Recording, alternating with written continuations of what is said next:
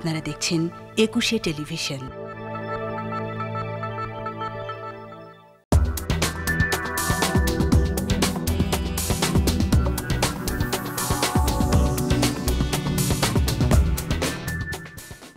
আমন্ত্রণ জানাচ্ছি প্রিয় দর্শক, ২১ রাতে প্রথমেই শ্রদ্ধা নিবেদন করছি আমরা মহান ৭১-এ যেই বুদ্ধিজীবীদের হত্যা করা হয়েছিল, কারণ আজ শহীদ বুদ্ধিজীবী দিবস।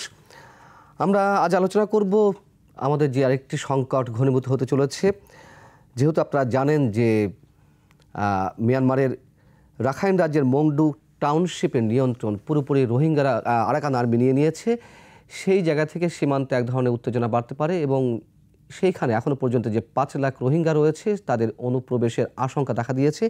এই অবস্থায় আমরা আমাদের কি করণীয় রয়েছে, নিরাপত্তা ব্যবস্থা কতটা জোরদার করা উচিত এবং তার আগে আরও যেসব বিষয়ে কাজ করা দরকার সরকারের, সেসব বিষয় নিয়ে আমরা আলোচনা করব।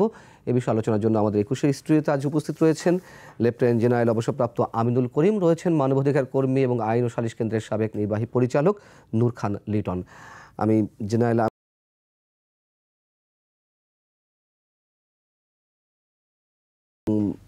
রাখাইনের যে অবস্থা সেটি দীর্ঘদিন ধরেই আমরা আশঙ্কা করছিলাম বা পুরোপুরি তারা নিয়ন্ত্রণে নিয়ে নেবে আরাকান আর্মি। রোহিঙ্গা যারা রয়েছেন, রোহিঙ্গা জনগোষ্ঠীর মানুষ এখনও পর্যন্ত রাখাইন রাজ্যে, তাদের অনুপ্রবেশের আশঙ্কা দেখা দিয়েছে। আপনি কতটা এর সম্ভাবনা দেখছেন? জি, অনেক ধন্যবাদ ইটিভিকে এবং স্পেশালি আপনাকে।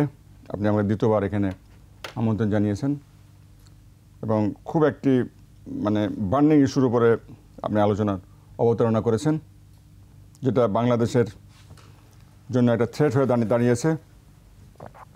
অবশ্যই একটা বড় থ্রেট, এটা আমাদের স্বাধীনতা সার্বভৌমত্বের উপর থ্রেট। আমরা অলরেডি ১ মিলিয়নের উপর রোহিঙ্গাকে বলতে গেলে পুষতেছি অনেক বছর ধরে, ১৯ সাল থেকে বলতে গেলে ৫-৬ বছর ধরে, এবং সেটা কিন্তু আমাদের অনেক ক্ষতি করে দিয়েছে। বাট মানবিকতার কারণে তো আমাদের তাদের শেল্টার দিতেই হবে, এটাই নিয়ম, এটাই দুনিয়ার নিয়ম, হিউম্যানিটি, মানবতা সবার আগে। তবে আমরা আর রিফিউজি নিতে পারবো না, উই ক্যানট অ্যাফোর্ড ইট, আমাদের ওই শক্তি নাই। আর ইভেন ডোনাররা তাদের ফান্ডিং কমাই দিয়েছে এবং আমার মনে হয় না আগের মতো ইনফ্লাক্স হবে। আমি মনে করি এটা এরকম বড় ইনফ্লাক্স হবে। এখন তো মোটামুটি ৫ লাখ মতো রোহিঙ্গা এখনও রয়ে গেছে রাখাইন স্টেট। এরা তো 80% নর্দার্ন সাইডটা দখল করেছে, মেন 3টা শহর দখল করেছে, ফাইন। আর 20% যেটা আপনার কাইকপাও, যেটা পাইপলাইন, যেটা চাইনিজ, ওটা চাইনিজরা কন্ট্রোলে রাখবে এবং ওখানে ওদের ওয়েস্টার্ন কমান্ড হেডকোয়ার্টার কিন্তু শীতবৃত্তি এখনও রয়ে গেছে। ওখানে একটা মাল্টিমোডাল নোডাল ওই যে ইন্ডিয়ান যেটা প্রজেক্ট যেটা আছে, আমি শুনলাম ইন্ডিয়ার সাথে আরাকান আর্মি নাকি অলরেডি একটা যোগাযোগ হয়েছে। আমাদের গভর্নমেন্টের মধ্যে একটা যোগাযোগ হয়েছে আমার ধারণা আর কি, এবং আমাদের বিডিআর যথেষ্ট অ্যালার্ট আছে, এখানে কোস্টগার্ড যথেষ্ট অ্যালার্ট আছে। আমার ধারণা, আমি তখন সেনাবাহিনীতে নাই, আমাদের সেনাবাহিনী অ্যালার্টে থাকার কথা। ওখানে আমাদের একটা ডেডিকেটেড ডিভিশন রয়েছে, আর্মি ডিভিশন রয়েছে। আমাদের এটা আমরা করতে পারবো না, আমরা এটা অ্যাফোর্ড করতে পারবো না। সিকিউরিটি পয়েন্টের সিকিউরিটি বলেন, এনভায়রনমেন্ট বলেন, ইকোনমি বলেন, সোশ্যাল প্রবলেম বলেন, ক্রিমিনাল অ্যাক্টিভিটিস বলেন, এই চিন্তা করলে আমরা এটা অ্যাফোর্ড করতে পারবো না। আর না, এনাফ ইজ এনাফ বলে কথা আছে। কিন্তু আপনি আশা করছেন যে আর কোনো ধরনের ইনফ্লাক্স হবে? আমি আশা করতেছি না, করছেন না, হবে না, হবে না।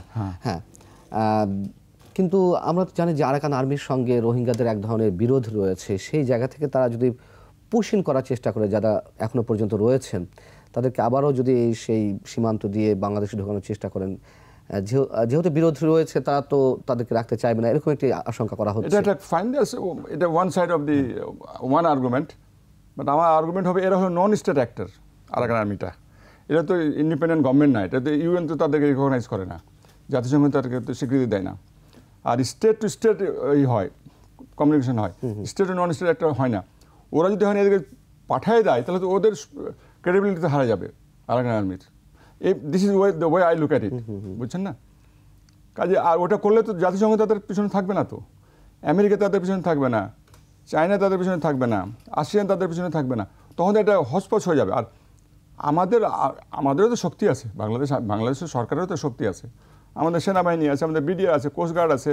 না, শক্তি তো যদি কিনা কোনো ধরনের যুদ্ধর সম্ভাবনা দেখা দেয়, সেক্ষেত্রে আমরা শক্তিটা বিবেচনা করবো অবশ্যই। আমি সে বিষয়ে অবশ্যই আপনার কাছে প্রশ্ন থাকবে, কিন্তু এখানে তো আগে যে মানুষগুলো এখানে ঢোকার চেষ্টা করবে বা ঢোকানোর চেষ্টা করবে, সেক্ষেত্রে শক্তি আমরা কাদের বিরুদ্ধে প্রয়োগ করব? না, আপনার কনটেক্সটটা বুঝতে হবে। ওইখানে যেটা হয়েছিল ওই সময়, সেটা হলো তাতমাদ মায়ানমার আর্মি সেখানে জেনোসাইড করেছিল।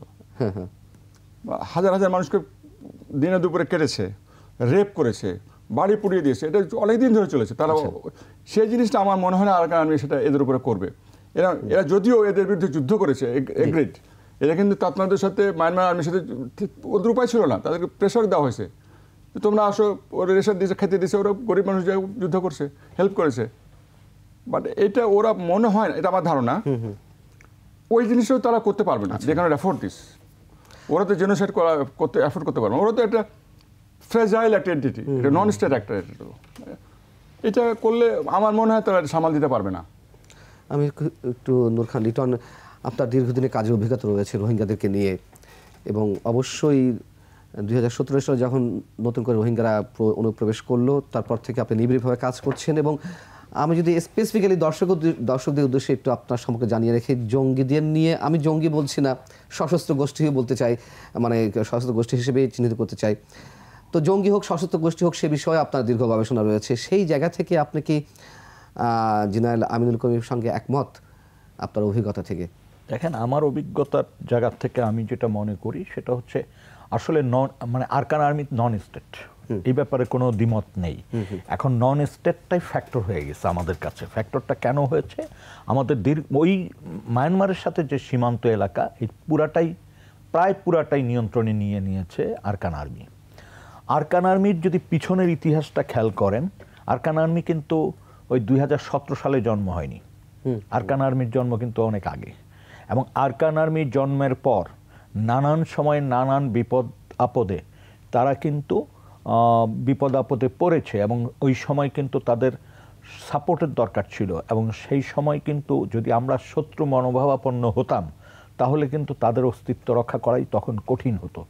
আমরা তাদেরকে আশ্রয় দেই নেই, কিন্তু তাদেরকে এমন একটা অবস্থায় রেখেছি যাতে তারা অন্ততপক্ষে চূড়ান্ত বিপদে পড়লে তারা অন্ততপক্ষে একটা সুবিধা পেতে পারে, এরকম একটা অবস্থায় কিন্তু ছিল বিগত দিনে।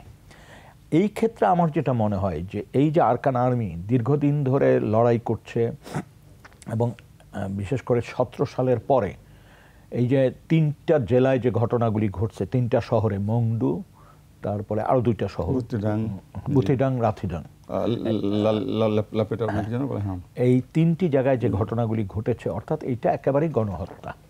এবং সেই জায়গায় মানে রোহিঙ্গাদের সাথে রাখাইনদের যে একটা বিরোধ সেই সময় থেকে কিন্তু আছে। কারণ তখন কিন্তু আরাকান আর্মির সাথে রাখাইনরা যুক্ত হয়েছিল, আমরা যদি ভুল না করি, তখন কিন্তু যুক্ত হয়েছিল। এবং এই যে ক্লিনজিং যেটা হয়েছে, সেই জায়গায় রাখাইন সম্প্রদায় কিন্তু যুক্ত ছিল, এবং সেইখান থেকেই কিন্তু একটা অবিশ্বাস রোহিঙ্গাদের উপর, মানে রোহিঙ্গারা তাদেরকে অবিশ্বাস করতে থাকে। ফলে এই কিছুদিন আগে যে ঘটনাটা আমরা লক্ষ্য করেছি, যে অনেক গরিব রোহিঙ্গা যাদেরকে আসলে নানান রকমের কথা বলে ওপারে নিয়ে যাওয়া হয়েছে, তাদের একটা অংশ কিন্তু আরাকান আর্মির প্রশিক্ষণ গ্রহণ করেছে, তাদের সাথে যুক্ত হয়েছে। আবার খুব ক্ষুদ্র একটা অংশ কিন্তু মায়ানমার আর্মির সাথে যুক্ত হয়েছে। আবার ক্ষুদ্র একটা অংশ কিন্তু আরাকান আর্মিতেও যুক্ত হয়েছিল। আবার রোহিঙ্গাদের কিন্তু নিজস্ব কিছু সশস্ত্র গ্রুপ ছিল, বিশেষ করে 3টা গ্রুপ, তার ভিতর 2টো খুব প্রমিনেন্ট। একটা হচ্ছে আরএসও, আর একটা হচ্ছে আপনার আরসা। আর এর বাইরে ইসলামী মাহাজ বলে একটা সংগঠন আছে, সেটাও সশস্ত্র, কিন্তু সেটার সীমিত, খুবই সীমিত শক্তি। এবং তারা একটা চরের এলাকায় অবস্থান নিয়েছিল গত বছর। আর আরএসও কিছু কিছু জায়গায় তারা একটু বাংলাদেশের সীমান্তের নিকটবর্তী কয়েকটা অঞ্চলে তারা ছোট ছোট অবস্থান নিয়েছিল, কিন্তু সেটি এখন প্রায় নিশ্চিহ্ন হয়ে গেছে বলা যায়। এবং এইখানে যে বড় সংকট যেটা এবং অস্থিরতাটা যেটা জন্ম হয়েছে, সেটা যদি আপনারা একটু খেয়াল করেন, প্রথম হচ্ছে আমরা আমাদের কিন্তু কোনো নীতি এই ক্ষেত্রে বা কোনো কৌশল আমাদের নেই। কারণ আমি 17 সাল থেকে নিবিড়ভাবে কাজ করি, তারও আগের থেকে কাজ করি। আমি দেখেছি আমাদের যে সমস্ত ইন্টেলিজেন্স এজেন্সি বা সরকারের যে সমস্ত অর্গানগুলো ওখানে কাজ করেছে, তারা এই ব্যাপারে কেউ স্পষ্ট কোনো ধারণা দিতে পারেনি এবং প্রকারান্তরে তারা বলেছে যে ভাই আমাদের তো সেরকম কোনো পরিকল্পনা নেই, নীতি নেই এই ব্যাপারে, মানে নীতি বা কৌশল বলতে নেই। অর্থাৎ রোহিঙ্গাদের বিষয়ে আমরা কি করব? রোহিঙ্গাদেরকে শুধু আশ্রয় দিব, নাকি রোহিঙ্গাদের তার নিজের ভূমিতে যাবার জন্য যে কটি পথ আছে সবকটি পথকে আমরা এক এক করে চেষ্টা করে দেখব? কোনো দিকেই কিন্তু আমরা যাইনি। বরং দেখেন, আপনি একটা জিনিস, মৌলিক একটা জিনিস খেয়াল রেখেন, যেটা আলোচনা থেকে হারিয়ে যাচ্ছে। ক্রাইসিসটা কাদের? ক্রাইসিস হচ্ছে মায়ানমার সরকারের সাথে রোহিঙ্গাদের। আমরা কি কাস্টোডিয়ান? কোন ক্ষেত্রে কাস্টোডিয়ান? সে জীবন রক্ষার্থে আমার এখানে এসছে, আমার এখানে আশ্রয় পেয়েছে, এর চেয়ে বেশি তো আমাদের কোনো ইনভলভমেন্টের জায়গা ছিল না। অথচ যত রকম কথাবার্তা যাহা করেছি আমরা, সব কিছু কিন্তু রোহিঙ্গাদেরকে দূরে রেখে। আপনি দেখেন প্রথম দিকে যে এগ্রিমেন্ট করলো, মানে মেমোরান্ডাম অফ আন্ডারস্ট্যান্ডিং চীনের সঙ্গে, না চীনেরটা চীনের মধ্যস্থতায়, তারপরে যত আলাপ আলোচনা হয়েছে, রোহিঙ্গাদেরকে কিন্তু দূরে রাখা হয়েছে। রোহিঙ্গাদের কিন্তু ওই আলোচনায় যুক্ত করা হয়নি। এমনকি রোহিঙ্গার যে ভয়েস রেইজ করেছিল, যেটা যে ওরা ফিরে যেতে চায় এই কন্ডিশনে, যে একটা 19 সালে আপনার খেয়াল আছে, ওরা বিশাল সমাবেশ করলো, সেটা দিয়ে তারা মোটামুটি একটা অবস্থান জানান দিল। তারপর আমরা কি দেখলাম? তাদের যে সিভিল সোসাইটির লিডার মহিবুল্লাহকে হত্যা করা হলো। এবং এই হত্যার কোনপন্থী ছিলেন উনি? ওয়ারেস মানে আরসা? নো, আমি যতদূর তার সম্পর্কে জানি বা তার সাথে আমি অনেক সময় একসাথে কাজও করেছি, কথাও বলেছি, সেইটার ভিতর দিয়ে একেবারেই স্পষ্ট যে সে একটা সিভিল রাইটস মুভমেন্ট করার চেষ্টা করেছিল। মানে স্পেশালি যে সশস্ত্র তিনটি গোষ্ঠী, তাদের কোনোটার সাথে যুক্ত ছিল না, কোনো সশস্ত্র গোষ্ঠীর সাথে যুক্ত ছিল না। এবং সে মোটামুটি রোহিঙ্গাদেরকে একত্রিত করে ফেলেছিল। এই ফেলার কারণে দুটি জায়গার থেকে সমস্যা দেখা দেয়। একটা হচ্ছে সশস্ত্র যে রোহিঙ্গা গোষ্ঠীগুলি, তারা তাকে এনিমি ভাবতে থাকে, কারণ সে একচ্ছত্র লিডার হয়ে দাঁড়িয়েছে। আবার ন্যাশনাল সিকিউরিটির জায়গা থেকে যেহেতু আমাদের মানে নীতি কৌশল বলতে সেই সময় খুব স্পষ্ট কিছু ছিল না, এখনও নেই, ফলে আমরাও এটাকে থ্রেট হিসাবে বিবেচনা করেছি। ওই যে সমাবেশ এবং একচ্ছত্র লিডার হিসাবে বেরিয়ে আসছে এই জায়গাটাতে, এবং যার ফলশ্রুতিতে আমরা দেখলাম যে ঠিক সমাবেশটা 25 তারিখে সম্ভবত বা 27 তারিখে করার পরে, মানে পর মুহূর্ত থেকে আমাদের যত মিডিয়া আছে লোকাল, সব এনটিতে নেমে গেল এবং সবাই নিউজ ছাপায় ফেললো যে এটা আমাদের জাতীয় নিরাপত্তার জন্য থ্রেট। এত বড় সমাবেশ কেমনে করলো, তারপরে পাসপোর্ট ছাড়া বিদেশ গেল কেমনে, অবান্তর প্রশ্ন। এবং অবান্তর প্রশ্নগুলি যে শুধু মিডিয়া করেছে তা না, যে সমস্ত এজেন্সিগুলির দায়িত্ব ছিল এগুলি দেখার, তারাই বুঝে নাই যে একটা লোক ট্রাভেল পাসপোর্ট নিয়ে আমেরিকা যেতে পারে। তাদের সেই বোধটাই ছিল না। এবং আজকে বলি, তারা কিন্তু ওই সমাবেশের আগে মানে ঢাকা শহরে এসে তাদের 6 জন নেতা গুলশানে বসে তৎকালীন প্রধানমন্ত্রীর উপদেষ্টা, এই যে ফরেন উপদেষ্টা যিনি ছিলেন গওহর রিজভির সাথে বৈঠক করেছিলেন। বৈঠকে আলোচনার প্রেক্ষিতে তারা ওই সমাবেশ করেছিলেন। কিন্তু দুর্ভাগ্যজনক হচ্ছে ওই সমাবেশটাকে আমরা থ্রেট মনে করলাম, এবং তারপর তো আমরা দেখলাম কি হলো। ওই এআরএসপিএস এর অফিস বন্ধ করে দেওয়া হলো, ইয়েকে কোণঠাসা করে ফেলা হলো, তার সংগঠনকে ভাগ হয়ে গেল এবং তাকে ঘর থেকে বেরোতে দিত না। এগুলি তো সত্য কথা। এবং এই জিনিসগুলি করার মধ্য দিয়ে ভয়েস রেজ যেটা হয়েছিল, যে কণ্ঠ উঠেছিল রোহিঙ্গাদের, সেটাকে আপনি নিষ্ক্রিয় করে দিলেন, নিস্তেজ করে দিলেন। করার ফলে হলো কি, আপনি বার্গেনিং যে পয়েন্ট, সেই জায়গায় দুর্বল হয়ে গেলেন মায়ানমারের কাছে। কারণ রোহিঙ্গাদের স্ট্রং ভয়েস নাই, ইন্টারন্যাশনালি বলেন বা আর রোহিঙ্গা শিবিরগুলিতে বলেন। ফলে তখন কি হলো, আমরা একটা নতজানু অবস্থান থেকে, দুর্বল অবস্থান থেকে হত্যার পিছনে কারা কাজ করেছে এটি নিয়ে এখনই স্পষ্ট করে বলা সময় আসেনি, আমি মনে করি। হতে গেছে প্রায় 5-7 বছর, আরো সময় লাগবে। ব্যাপারটা হচ্ছে এইখানে একটা জিনিস মনে রেখেন, যে বিষয়টা যদি এরকম হতো যে বাংলাদেশের কোনো রাজনৈতিক নেতার উপরে এটা হতো, তাহলে আমরা যত সহজে মন্তব্য করতে পারতাম। এই ক্ষেত্রে মন্তব্য করতে গেলে অনেক সতর্কতার সাথে করা উচিত, তাই আমি স্পষ্ট ঠিক আছে। মতামতটা আমি যে দিচ্ছি না। প্রশ্নটা করছিলাম, যেটি জেনারেল আমিনুল করিম বলছিলেন তার সম্ভাবনা জায়গা থেকে, যে আর কোনো ধরনের অনুপ্রবেশ ঘটা, আমি সম্ভাবনার কথা বলছি। এই জায়গাটা আমি ক্লিয়ার করি। 2017 সালে যেইভাবে ব্যাপকভাবে উৎখাত করা হয়েছিল, আমি করিম ভাইয়ের সাথে প্রায় একমত। সেটা হচ্ছে ওইরকম মানে হাজার হাজার লক্ষ লক্ষ লোক একসাথে পাড়ি দিয়ে আসতে পারবে না, কারণ এখানে ইতিমধ্যে দুটি ঘটনা কিন্তু ঘটেছে। একটা হয়েছে আমাদের যথেষ্ট অভিজ্ঞতা হয়েছে যে এরকম একটা সিচুয়েশনে পড়লে আমরা কতটা দায় দায়িত্ব নিতে পারি। আমি সেই জায়গা থেকে একটু মানবিকতা অবশ্যই সবার উপরে মানবিকতা, কিন্তু তারপরও আমি এমন অবস্থায় নেই যে আমি একা মানবিকতা দেখাতে পারি। আমাকে এখানে আন্তর্জাতিক সমস্ত সম্প্রদায় গত কয় বছর যেভাবে প্রথম যে সাহস জুগিয়েছিলেন, যেভাবে অংশ নিয়েছিলেন, তারা ক্রমান্বয়ে দূরে সরে যেতে পেরেছেন। তারা যদি তাদের দায়িত্ব মানবিকতার জায়গা থেকে না নিতে চান, তাহলে আমরা এককভাবে কিভাবে নিব? তারপরও আমি ব্যক্তিগতভাবে মনে করি যে পলায়ন পর যদি কোনো জনগোষ্ঠী হয় যারা গণহত্যা বা হত্যাকাণ্ডের শিকার হতে পারে, ওখানে কোনোভাবেই অবস্থান করতে পারে না, তাহলে তো তারা যদি এসে যায়, আমরা তো আর বন্দুক দিয়ে ঠেকিয়ে রাখতে পারবো না। আমি সেই জায়গাটায় 17 সালেও আমরা পারি। সেই জায়গাটিতে যাওয়ার আগে আমি একটু জেনারেল আমিনুল করিম, মানে সেই জায়গাটিতে যাওয়ার আগে আমাদের কি কি করণীয় রয়েছে রাষ্ট্রের পর্যায় থেকে, সরকারের পর্যায় থেকে?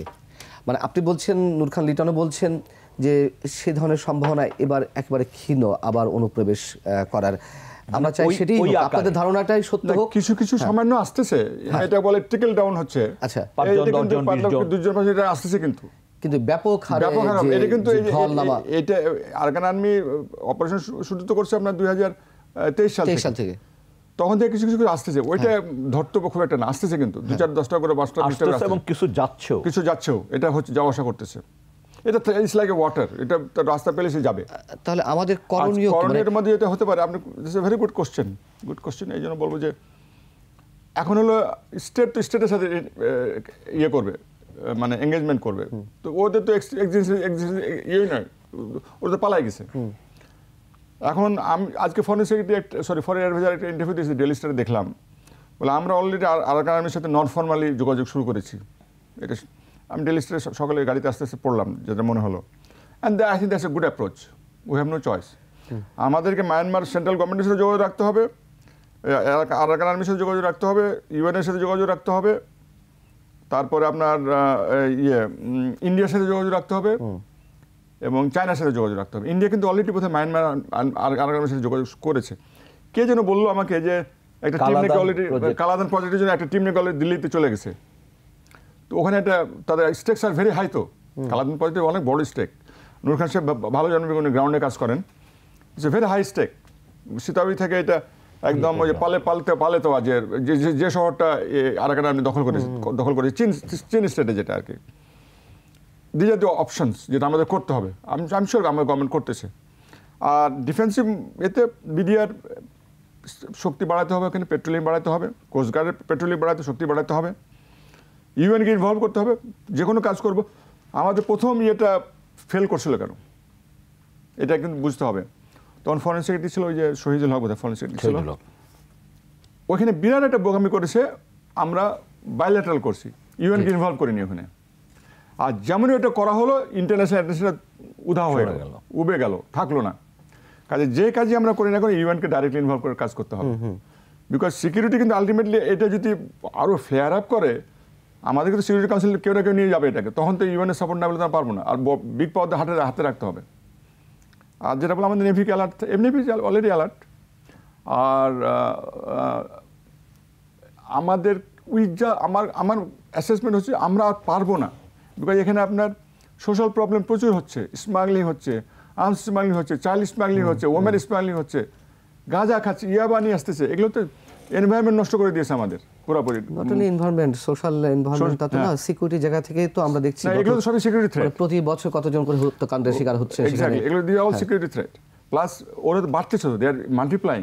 প্রত্যেক বছর নাকি 23-24, উনি ভালো বলতে পারবেন, 20-30 হাজার টাকা নতুন বাচ্চা হচ্ছে। আমরা তো we just can afford it. আর কেন বলতেছি কথাটা, বিকজ ওনার সাথে আমি একই কথাই বলবো যে উনার 4-5 লাখ মতো আছে, তার spread out, they are very poor people. আমার মনে হয় না আরাকান আর্মি আর একটা ওখানে একটা ম্যাসাকার করবে বা একটা জেনোসাইড করবে বা একটা প্রোগ্রাম করবে, আমার মনে হয় না। আর ওরা একটু সাবধানে থাকবে আমার ধারণা। অ্যান্ড আই এম শিওর জাতিসংঘ ওখানে এঙ্গেজ হয়ে গেছে। আমি নিশ্চিত জাতিসংঘের কাজই তো এটা, অনেক আগের থেকেই হয়েছে। ওই ভিতরে রাখানের ভিতরে এই পরিস্থিতি আগে থেকে তো আছে, অবশ্যই আছে, আর ভিতরে যাবে। আসিয়ানেরও একটা রোল থাকবে এখানে, একটা আসিয়ানকে আমাদের কন্ট্যাক্ট করতে হবে। কিন্তু কেউ তো রোল প্লে করছে না। আমরা একটা বিরতিতে যাব। নূর খান লিটন, আপনার কাছে আমার প্রশ্ন থাকবে, যেটি জেনারেল আমিনুল করিম বলছিলেন যে ভারতের সঙ্গে যোগাযোগ করতে হবে, চীনের সঙ্গে যোগাযোগ করতে হবে, কিন্তু এই মিয়ানমার ইস্যুতে ভারত, চীন, রাশিয়া সবাই তো একজোট হয়ে যায় বাংলাদেশের বিরুদ্ধে। যতগুলো ভোট এ পর্যন্ত জাতিসংঘে হয়েছে বাংলাদেশের পক্ষে, তার প্রতিটিতে তারা ভেটো দিয়েছে, বিপক্ষে ভোট দিয়েছে। এখন চীন ভারতের দিকে তাকিয়ে আমরা কতটা আশ্বস্ত হতে পারবো, সেই প্রশ্নটির উত্তর আমরা নেব একটা ছোট্ট বিরতি পর। দর্শক ফিরছে খুব শিগগির।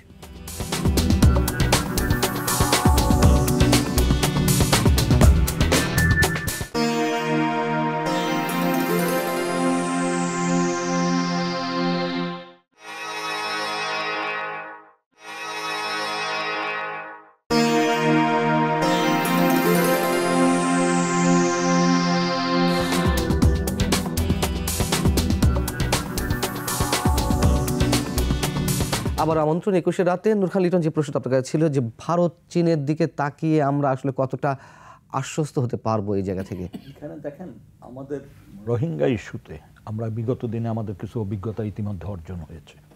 আমাদের মনে রাখতে হবে যে রোহিঙ্গার ইস্যুটা কিন্তু এখন আর শুধু বার্মা, বাংলাদেশ এর মধ্যেই সীমাবদ্ধ না, বা চীন, ইন্ডিয়া এর মধ্যেই সীমাবদ্ধ না।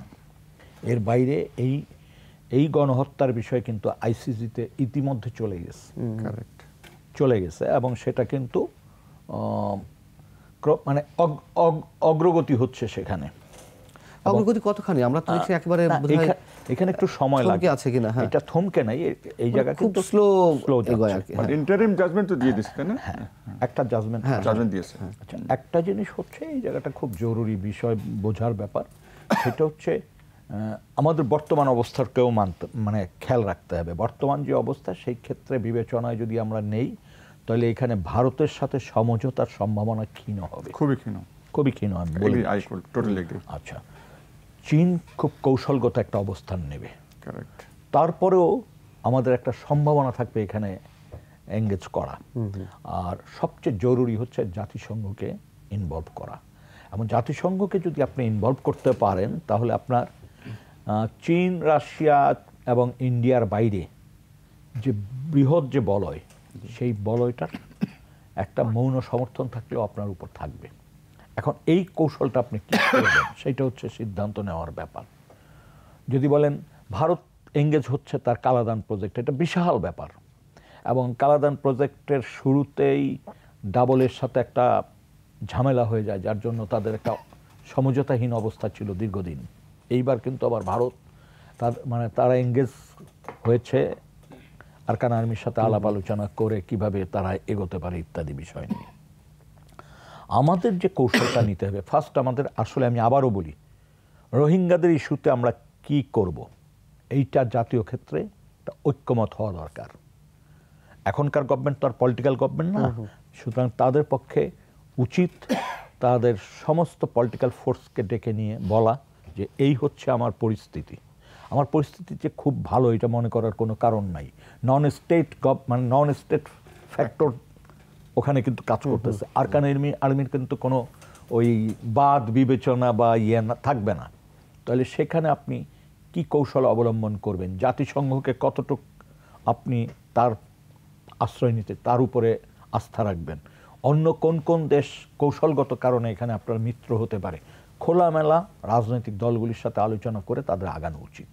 আপনি দেখেন আজ পর্যন্ত এত বড় ক্রাইসিস, স্বৈরাচার আমলে তো তারা একসাথে বসে এটা খোলামেলা আলোচনা করেনি কারোর সাথে। খেয়াল করে দেখেন, শুধু দেখলাম একদিন শেখ হাসিনা ওখানে গেল, শখানিক তরুণ নির্মাণ করলো আওয়ামী লীগের লোকজন, ওইখানে যে একটা ভাষণ দিল, চলে আসলো।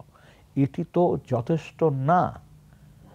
আর আপনি খেয়াল করেন ওই অঞ্চলটি সন্ত্রস্ত অবস্থায় কতদিন ধরে আছে, 17 সাল থেকে টানা থেমে থেমে থেমে থেমে আপনি স্কুল বন্ধ করতে হয়, থেমে থেমে বাজারঘাট বন্ধ করতে মানে হয়, সেখানকার স্থানীয়রা তো সংখ্যালঘু হয়ে গেছে। হ্যাঁ, থেমে থেমে ওখানে শেল আইসে পড়ছে। যখন আপনার সীমান্ত অতিক্রম করে শেল পড়তেছে, আপনি এটা সিকিউরিটি থ্রেট না, এটা সবচেয়ে বড় সিকিউরিটি থ্রেট, আপনার যুদ্ধ ঘোষণার মতো অবস্থা হয়ে যায়, তাই না? তো সেই জায়গায় এই পর্যন্ত আমরা হজম কেন করতে চাই? আমরা হজম বলতে আমরা কেন নিজেদের ভিতরে আলাপ আলোচনা করব না? একটা পরিবারে ক্রাইসিস হলে পরিবারের সবাই বসে না? আমরা কিন্তু সেই বসাবসিও করিনি। আমরা কি এই বিষয় নিয়ে যথেষ্ট রকমের নিজেদের ভিতরে আলাপ আলোচনা করছি? বাদ দেন যে সরকার করে নাই বা বিরোধী দল করে নাই, সাংবাদিক সমাজ বা সিভিল সোসাইটি বা অন্যরা যথেষ্ট পরিমাণ আলাপ আলোচনা কি করছি? আমরা হয়তো তার নারীদের বিষয় নিয়ে করছি, মানব অধিকারের বিষয় নিয়ে করেছি, কিন্তু সমঝোতা কিভাবে, এইটা নিয়ে লাগাতার করে লাভ হবে কি? কোনো সরকার যদি সিদ্ধান্ত নিয়ে বসেই থাকে, তার স্ট্র্যাটেজি এমন হবে, তাহলে আপনাদের মতন যারা বিজ্ঞজনেরা আছেন আমাদের উচিত তারপরও ওখানে বারবার আঘাত দেওয়া, সরকার যদি প্রেসার গ্রুপ হিসেবে কাজ করা, এটা কিন্তু আমরা যথেষ্ট পরিমাণ করছি না। আমরা বরং শুরুটা খেয়াল করে দেখেন, জনগণ স্বতঃস্ফূর্তভাবে সাহায্য করেছে, আর্থিকভাবে, খাদ্য দিয়ে, কাপড় দিয়ে। তারপর কি হলো? এনজিওগুলি নেমে গেল, অর্থাৎ ওই সাহায্যটা তখন এনজিও নির্ভর হয়ে গেল। ওইখানে এনজিওর একটা মানে অবস্থা আমরা দেখলাম। সেখানে তো একটা কথা আছে যে অনেক সময় এই ধরনের মানে স্পেশাল ওয়ার্কের জন্য এনজিও যখন নামে, সেখানে অনেক রকম সমস্যা দেখা দেয়, আর্থিক দুর্নীতির কথাও কিন্তু আছে, এবং সেইটাও আমরা দেখেছি। একেবারে উড়িয়ে দেওয়া যাবে তা না। আমরা দেখেছি না টয়লেট নির্মাণে বাঁশ দিয়ে কিভাবে কাজ করছে, তো এইটা তো দুর্নীতিরই ইয়ে। তো এরকম একটা মানবিক বিপর্যয়ের সময় যখন আমরা যারা নিজেরা মনে করি এনজিও অনেক ভালো কাজ করে, করে, আমরা কিন্তু এই দুর্নীতিগ্রস্ত এটা প্রমাণ দিয়েছি। এই জন্য আমি মনে করি একদম খোলামেলাভাবে জাতীয় ঐক্য হওয়া, মানে জাতীয় ঐক্যমতে পৌঁছানো দরকার, এবং সেই অনুযায়ী আমাদের যে আলটিমেটলি আপনার বর্ডারটা কার হাতে, জনগণের পক্ষে, রাষ্ট্রের পক্ষে কার হাতে? জনগণ এবং রাষ্ট্রের পক্ষ থেকে তো সেনাবাহিনী, বিডিআর, এরাই তো ওই জায়গায় মানে আপনাকে রক্ষা করবে। তাহলে আমরা জাতীয় ঐক্যমত না হলে তাদেরকে আমরা ইনস্ট্রাকশন কিভাবে দিব? সেটি অবশ্য একটি অনেক বড় প্রশ্ন। সেই জায়গা থেকে আমি একটু জানতে চাই, জেনারেল আমিনুল করিম, নাফ নদীতে সব ধরনের নৌযান চলাচল নিষিদ্ধ করেছে আরাকান আর্মি, এবং সেটা আমাদেরকেও মানতে হচ্ছে। কেন আমাদেরকে মানতে হচ্ছে? আমাদের অভ্যন্তরীণ যে নৌযানগুলো সেগুলোকে চলাচল করতে পারে না আমাদের জলসীমায়, কিন্তু সেখানে কিন্তু চলছে না। সেন্ট মার্টিনে কোনো খাবার পৌঁছাচ্ছে না, সেখানে খাদ্য সংকট দেখা দিয়েছে। টেকনাফ থেকে যে রুটটা সেখানে যাচ্ছে না। এটি কেন আমরা স্ট্রংলি মুভ করতে পারছি না? এবং একই সঙ্গে আপনার কাছে প্রশ্ন, ভারতেও তো সীমান্ত রয়েছে মিয়ানমারের সঙ্গে, তো ভারতের কি ধরনের নিরাপত্তাহীনতা, এবং যদি নিরাপত্তাহীনতার মধ্যে ভারত থেকেই থাকে, সেটার ঢেউ আবার বাংলাদেশে আসবে কিনা? যেহেতু আমরা জানি যে ভারতে যেসব রোহিঙ্গিরা প্রবেশ করেছিলেন তাদের অনেকে আবার বাংলাদেশে পুশ করেছে। অ্যাকচুয়ালি একটা বড় একটা অপারেশন হয়েছিল বেশ কিছুদিন আগে। ইন্ডিয়ান অনেকগুলো ইনসার্জেন্ট গ্রুপ, প্রায় 50টা ইনসার্জেন্ট গ্রুপ ওই চীন স্টেটের রেসাল্টটা নিয়েছিল। ওখানে ইন্ডিয়ান আর্মি অপারেশন করেছিল ভিতরে, ওই মায়ানমার গভর্নমেন্টের পারমিশন নিয়ে করেছিল। কাজে it's a big threat to Indian security system বা ওদের আর্মির জন্য আর কি। আর প্লাস কালাদান প্রজেক্ট একটা আছেই, এটা বিরাট একটা প্রজেক্ট। এইখানে এখন জিনিসটা ফ্লুইড, এখন অ্যাকচুয়ালি কোনো কিছু ফোরকাস্ট করা ডিফিকাল্ট, বাট দেন এটা অত বড় ফ্লেয়ার আপ করবে না। মানে একটা এখান দিয়ে আপনার কক্সবাজার দিয়ে তো একটা রুট চলতেছে, এই টুরিস্ট রুট তো চলতেছে, এখানে সাপ্লাই যেতে পারবে, এইটা এখন যেতে পারবে। কিন্তু আমার কথা হচ্ছে জলসীমার কথা বললেন, যে মিয়ানমারে যেটি নূর খালিদরা বলছিলেন, মিয়ানমারের যেটুকু জলসীমা তার মধ্যে দিয়ে আরাকান আর্মি সেখানে যে কোনো ধরনের এমবার্গো তৈরি করতে পারে। ইন্টারন্যাশনাল বর্ডারটা হয়ে গেছে, মাঝখানে পড়ে গেছে, তো হ্যাঁ ওরা একটা দিয়েছে, আমরাও দিয়েছি, কিন্তু আমাদের ইউনো কিন্তু একটা ওখানে রেজিস্ট্রেশন দিয়েছে। আচ্ছা, দুই সাইডে দিয়েছে, বাট এগুলো তো বসতে হবে, অ্যাক্রস দ্য টেবিল সেটেল করতে হবে, বর্ডার মিটিং যেটা হয় আর কি, ওরকম একটা মিটিং করতে হবে। এবং আমি নিশ্চিত গভর্নমেন্ট এটা আগাচ্ছে, উদ্যোগ নেওয়া হচ্ছে কিনা আমার মনে হয় না। কিছু বলতে চাচ্ছি, কৌশলগত কারণে আমাদের একটা সুবিধাজনক অবস্থান আছে এই মুহূর্তে, খোলামেলা বলে দিই। সেটা হচ্ছে সাপ্লাই চেইন। বাংলাদেশে যদি কোনোভাবে বাংলাদেশ নিজেদের ইয়েটা ক্লোজ করে ফেলতে পারে, তাহলে কিন্তু আরাকান আর্মি মুভ করা কঠিন হয়ে যাবে। আমি একটা জিনিস বলে দিচ্ছি, আমাদের হাতেও কিন্তু আমাদের কৌশল নেওয়ার পথ আছে, এমন না যে আমরা নিরুপায়। সেটা নির্ভর করতেছে, আবারও বলি বারবার, এই জাতীয় নীতিটা খুব জরুরি। তা নাহলে আপনি আর্মিকে কি বলবেন, বিডিআরকে কি বলবেন, গোয়েন্দা সংস্থাগুলির কি বলবেন? শুধু কি বলবেন যাও ঠেকাও? এটা তো কথা না, এটা একটা পরিকল্পনা থাকতে হবে। আর এই পরিকল্পনা মানে এই না যে আপনি রোহিঙ্গাদের যে বলবেন যে তোমরা এই স্লোগান দাও, নো, ওদেরকে ওদের কাজ করতে দেন। দিন শেষে মনে রাখেন, কেউ এরকম ভাসমান থাকতে চায় না। এই যে খুপড়ি ঘরে কেউ থাকতে চায় না, লেখাপড়া বিহীন। আপনি তো লেখাপড়াও করতে দিচ্ছেন না, ঘরে ফিরে যেতে চাইবেই তার ভূমিতে। সুতরাং সেই জায়গাটা এন্ড্রোস করার চেষ্টা করেন, সেই জায়গাটা অ্যাড্রেস করার চেষ্টা করেন। কিন্তু আপনি যদি এখন বলেন নিজে নিজে শিখায় বক্তৃতা দেন, তাহলে সেই বক্তৃতা কাজে লাগবে না।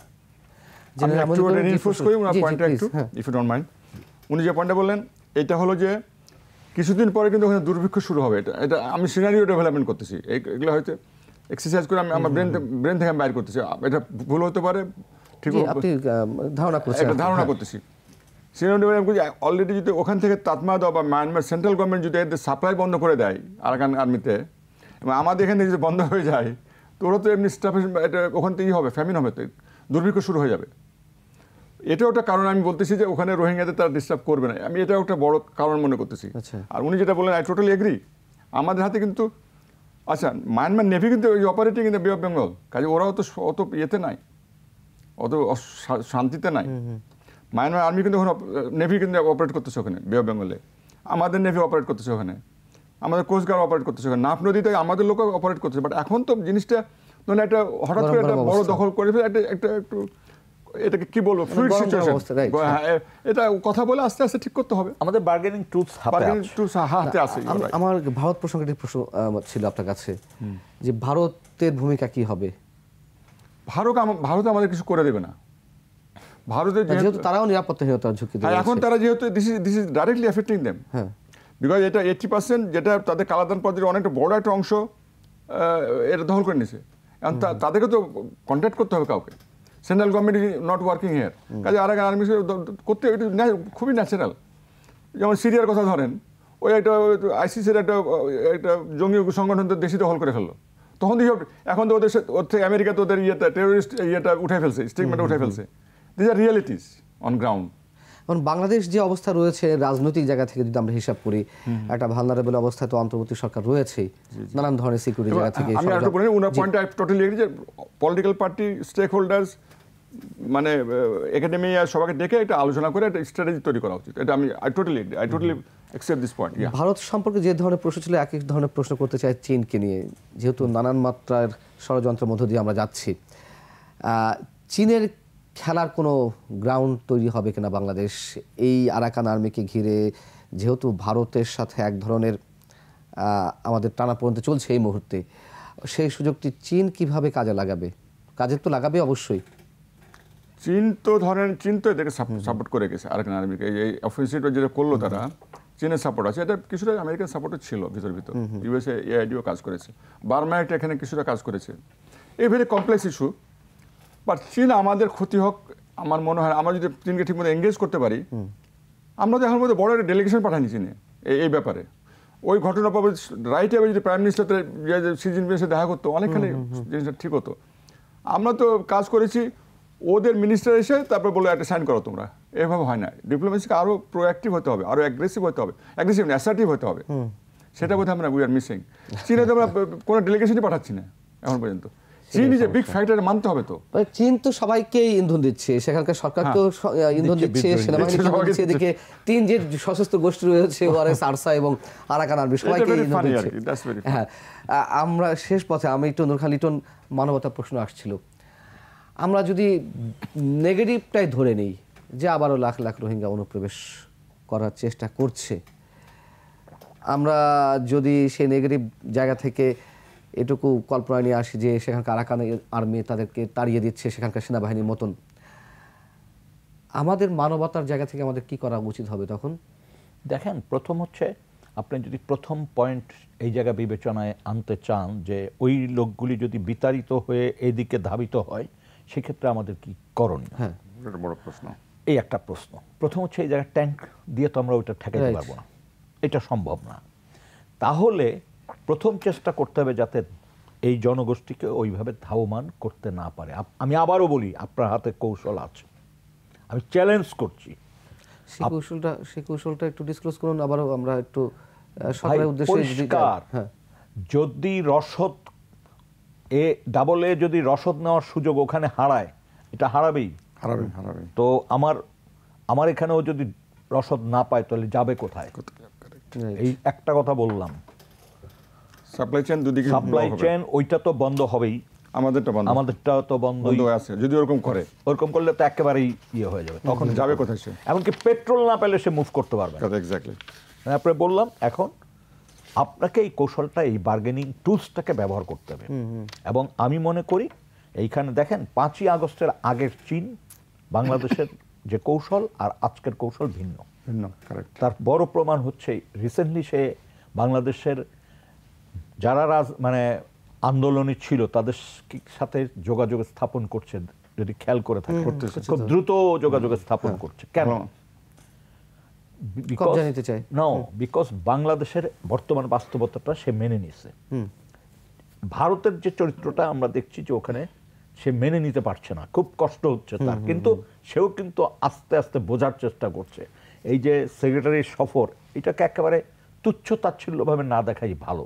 তবে অতি সতর্ক থাকতে হবে ভারতের ব্যাপারে, কারণ ভারতের এখানে দেখেন আমাদের জনগণ গত 15 বছর যেমনি নিষ্পেষিত ছিল ফ্যাসিস্টদের দ্বারা, আমাদের ফ্যাসিস্ট দ্বারা, তেমনি ভারতীয় হস্তক্ষেপের কারণে আমরা কিন্তু কঠিন একটা সময় পার করেছি। যার জন্য আমাদের জনগণ কিন্তু একই সাথে ফ্যাসিস্টের বিপক্ষে যেমন অবস্থান নিয়েছে, তেমনি এই ধরনের বৈদেশিক দুর্বৃত্ত পরায়ণের বিরুদ্ধেও কিন্তু একটা অবস্থান নিয়ে নিয়েছে। এইখানে ভারতকে বুঝতে হবে যে ভারত বাংলাদেশের বিগত দিনে সম্পর্ক রেখেছে সরকারের সাথে, আর এখানে পিপলস টু পিপলস সরকার একটা বিশেষ দলের সঙ্গে, হ্যাঁ, বিশেষ দলের সাথে। আর সরকারটাই তো বিশেষ দলের হয়ে গেছিল ভাই। চেলা চামুন্ড দাস ছাড়া কিছু ছিল ওখানে? হইতে পারে 15 দল 16 দল, কিন্তু সব তো চামচা হয়ে গেছিল, সব তো দাস হয়ে গেছিল, তাদের কি অস্তিত্ব ছিল?